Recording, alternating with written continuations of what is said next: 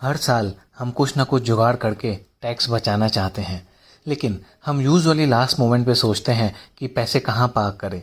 अपने सीए को फ़ोन लगाते हैं, दोस्तों से भी पूछते हैं, लेकिन सैलरीड एम्प्लॉयज़ अक्सर एक चीज़ पे आप लोग ध्यान देना बिल्कुल भूल जाते हैं, और वो है सैलरी स्ट्रक्चरिंग और इन्वेस्टमेंट डिक्लेरेशंस। टैक्स गवर्नमेंट लगाती है आपकी टैक्सेबल इनकम पे, इसलिए आपका फोकस होना चाहिए टैक्सेबल इनकम को कम करना। तो आज के इस वीडियो में हम इन चीज़ों पर फोकस करेंगे। सैलरी कैसे स्ट्रक्चर करनी है, इन्वेस्टमेंट डिक्लेरेशंस का इंपॉर्टेंस क्या रहेगा, अलावेंसेस, एग्जेम्पशंस और डिडक्शंस जो हमें इनकम टैक्स में मिलते हैं। सबसे पहले ब्रीफली देखते हैं कि कुछ की अलावेंसेस जो यूजुअली ऑर्गेनाइजेशंस ऑप्शन देती है अपने एम्प्लॉयज़ को स्ट्रक्चरिंग करने का। बुक्स एंड पीरियोडिकल अलावेंस, ये आप एक्चुअल्स के बेसिस पर क्लेम कर सकते हैं। चिल्ड्रन एजुकेशन अलाउंस, इसमें मैक्सिमम आप साल का 2,400 रुपये तक क्लेम कर सकते हैं। कन्वेंस अलाउंस, इसमें मैक्सिमम आप साल का 19,200 तक क्लेम कर सकते हैं। फूड अलाउंस, इसमें मैक्सिमम आप साल का 15 से 24,000 तक क्लेम कर सकते हैं। और होता है मोबाइल अलाउंस, ये आप एक्चुअल्स के बेसिस पर क्लेम कर सकते हैं।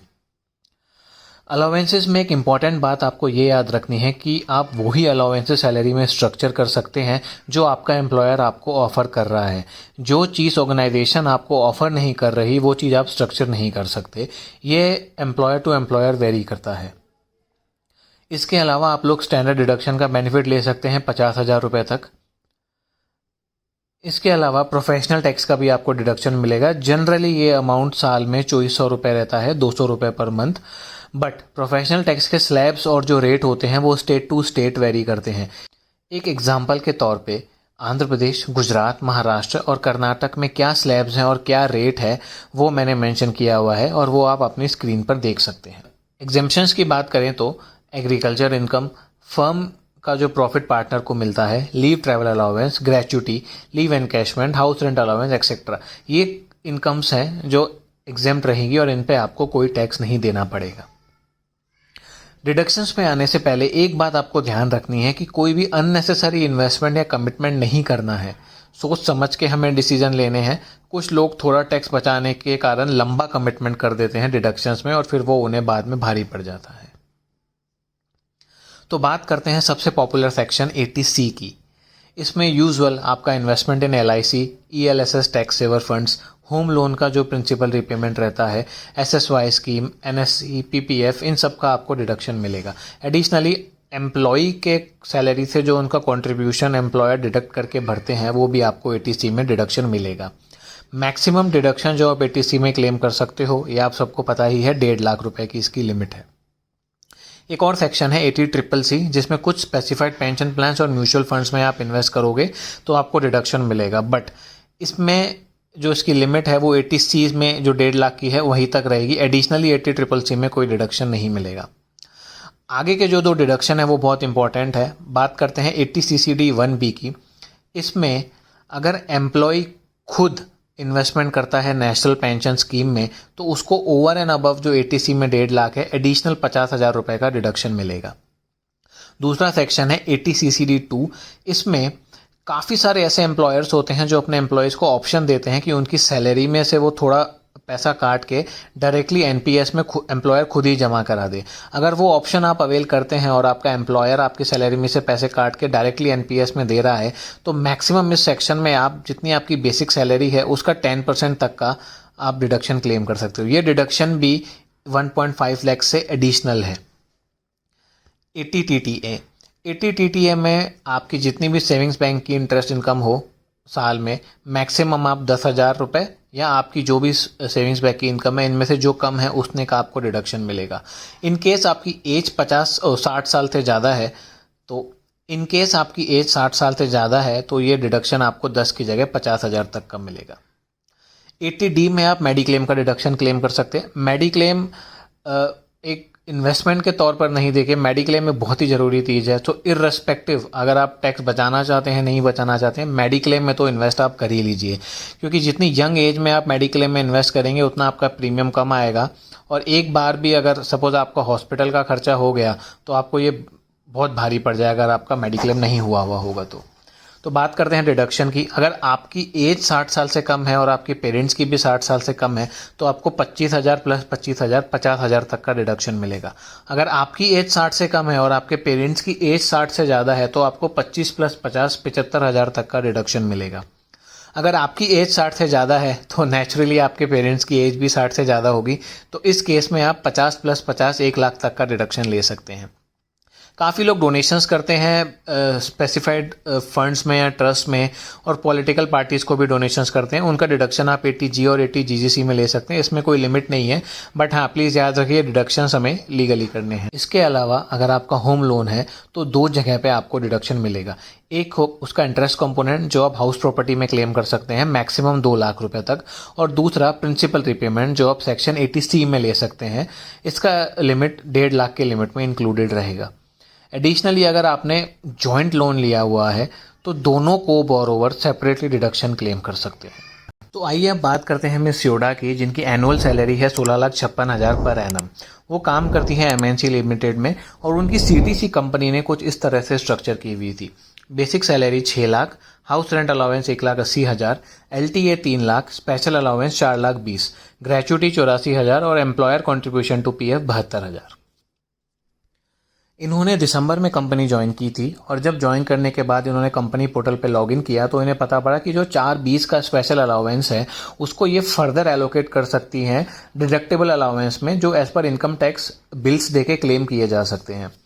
तो वो ये 4 अलाउंसेस कंपनी इनको ऑफर कर रही है, जिसमें पहला है books and periodical 60,000 per annum, convince allowance 19,200 per annum, food allowance 24,000 per annum और मोबाइल अलाउंस 24,000 पर एनम। इसके हिसाब से अगर इसकी बात की जाए तो अगर मिस योडा ऑप्ट करती हैं इन चारों में स्ट्रक्चरिंग करने का, तो सालाना उनकी जो सैलरी है उसमें से 1,27,200 के इनको बिल्स कंपनी को सबमिट करने पड़ेंगे, और ये एज ए रिएम्बर्समेंट क्लेम करना पड़ेगा। तो जब वो अपना इनकम टैक्स रिटर्न भरेगी तो 1,27,200 पे कोई भी टैक्स नहीं लगेगा। एक बात इसमें नोट करने की ये है कि जो कन्वेंस अलाउंस इसमें है 19,200, उनमें कोई बिल्स क्लेम देने की ज़रूरत नहीं है, ये बाय डिफ़ॉल्ट आपके एग्जेम्प्ट रहते हैं। जनवरी के महीने में अब इनकी जो ऑर्गेनाइजेशन है वो एम्प्लॉय से इन्वेस्टमेंट डिक्लेरेशन लेने का प्रोसेस चालू करती है अगले साल के लिए। तो ये मिस योडा ने टाइमली अपने डिक्लेरेशन सबमिट किए हैं, और वो डिक्लेरेशंस कुछ इस तरह से इन्होंने दिए। 80C में इन्होंने 1.5 लाख रुपए का डिक्लेरेशन दिया, 80D में 50,000, NPS में खुद का कंट्रीब्यूशन 50,000 और 80G में इन्होंने 10,000 का वो दिया डिक्लेरेशन। एडिशनली कंपनी ने इनको एक ऑप्शन दिया था कि वो इनके बिहाफ पे NPS सैलरी में से काट के जमा करा सकती है, तो उन्होंने वो ऑप्शन भी एक्सरसाइज किया। इन्होंने उसमें साल की 50,000 की लिमिट ली। इन्होंने ओल्ड रिजीम ऑप्ट किया बिकॉज इनके बहुत सारे इन्वेस्टमेंट और डिडक्शंस थे और इनकम 15-16 लाख के आसपास थी, तो उसको कंसिडर करते हुए इन्होंने ओल्ड रिजीम में जाना बेहतर समझा। इन्वेस्टमेंट डिक्लेरेशन का एक बेनिफिट ये रहता है दोस्तों कि अगर आप ये टाइमली अपने एम्प्लॉयर को दे देते हैं तो आपका एम्प्लॉयर आपका जो TDS है वो ये डिक्लेरेशंस कंसिडर करके डिडक्ट करता है। इन केस में आपका जो इन हैंड रहता है वो बढ़ जाता है। अगर आप डिक्लेरेशन टाइमली सबमिट नहीं करेंगे या बिल्कुल ही नहीं करेंगे तो एम्प्लॉयर एडहॉक बेसिस पे आपका पे टैक्स गिनेगा और आपका मंथली इन हैंड कम हो जाएगा। अब आइए इनकी टैक्सेबल लायबिलिटी हम कंप्यूट करते हैं। इनकी जो टोटल सैलरी आएगी वो आएगी 14,66,200। इसमें से वह 50,000 का स्टैंडर्ड डिडक्शन और 2,400 का प्रोफेशनल टैक्स का डिडक्शन लेंगी। इसके अलावा LTA में इनको 1,25,000 और HRA में इनको 1,80,000 रुपये का डिडक्शन मिलेगा, एज एन एग्जेम्पशन मिलेगा। HRA का कंप्यूटेशन आप अपनी स्क्रीन्स पर देख सकते हैं। जो टोटल एग्जेम्पशन HRA और LTA मिला के होता है 3,05,000 और सैलरी से जो नेट इनकम आती है वो आती है 11,08,800। इन्होंने होम लोन भी लिया हुआ था जिनका एनुअल इंटरेस्ट 2 लाख से ज़्यादा था, तो वो 2 लाख का पूरा डिडक्शन इनको होम लोन में मिल जाएगा। इसके अलावा इनकी एग्रीकल्चर लैंड है जिनकी ये ओनर है, इसमें इन्होंने एनुअली 3 लाख रुपए की एग्रीकल्चर इनकम अर्न करी थी। एडिशनली ये अपने फैमिली बिजनेस में एक फर्म में पार्टनर भी हैं जिनके 2 लाख रुपए का प्रॉफिट इनको एज ए पार्टनर डिस्ट्रीब्यूट हुआ था। ये 5 लाख की टोटल इनकम इन्होंने अर्न की है। यह जो इनकम जैसा हमने पहले डिस्कस किया था दोनों ही इनकम एग्जेम्प्ट है, तो इस पे इनको कोई टैक्स नहीं भरना पड़ेगा। एडिशनली इनका सेविंग्स बैंक इंटरेस्ट में 7,500 रुपये की इनकम है, तो वो भी हमने मेंशन कर दी है। जो टोटल डिडक्शंस हैं जो उन्होंने डिक्लेरेशन के टाइम दिए थे उतने ही इन्होंने एक्चुअल में इन्वेस्ट भी किए हैं। 80C में 1.5 लाख, 80D में 50, एनपीएस कंट्रीब्यूशन खुद का 50 और एम्प्लॉयर का भी 50, 80 टीटीए में इनको 7.5 का ही डिडक्शन मिलेगा क्योंकि इनकी इनकम 7.5 तक ही है। 80G में 10,000। अब आप इनकी नेट टैक्सेबल इनकम देखेंगे तो वो आती है 5,98,800, जिसपे टोटल टैक्स आता है 33,550 रुपये।